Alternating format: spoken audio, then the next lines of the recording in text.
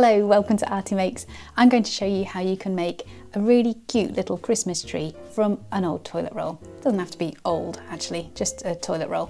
Anyway, I'm just painting this toilet roll here with some acrylic paint. I've mixed it up myself. It's a bit of blue, yellow and a splash of white to make this shade of green. And I'm just slopping that on. I'm not going to show you me painting all of this tube, that would be dull. I'm going to cut to it after it's dried. So here it is, all dry and ready to use. It only took about a day or so. And what I'm doing here is I'm just squishing it, not totally flattening it, but just squishing it, grabbing some scissors, and then I'm cutting like a wedge shape, a sort of curved wedge shape out of the side in towards the middle, but not going totally into the middle. And I'm trying to make it even on both sides. Next, I'm going to work my way down one side of the tree, of the tube.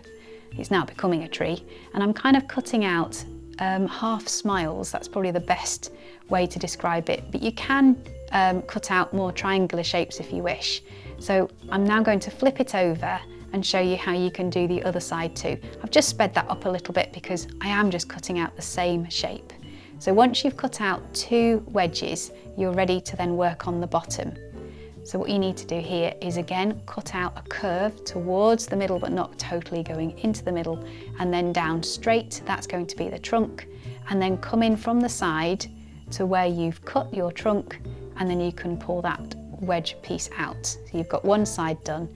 The trickiest bit is actually trying to make sure that one side looks the same as the other. But to be honest, the charm of these little trees is that they don't look totally symmetrical, so don't worry too much if yours doesn't look symmetrical. Mine certainly doesn't.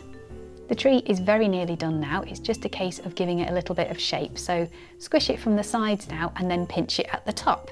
And I use a little foam pad. You know those double-sided foam pads you can get for making greeting cards and things. So I'm just going to put one of those at the top of the tree, and then I can pinch it together and that will just hold it. But because it's foam, because it will actually give it a little bit of distance, so it won't look totally flat at the top. But what it will do is it will hide the inside of the toilet roll tube and will just look less like a toilet roll. Well, I think so anyway. So here is the tree, painted, ready to decorate if you wish, but you can leave them like that.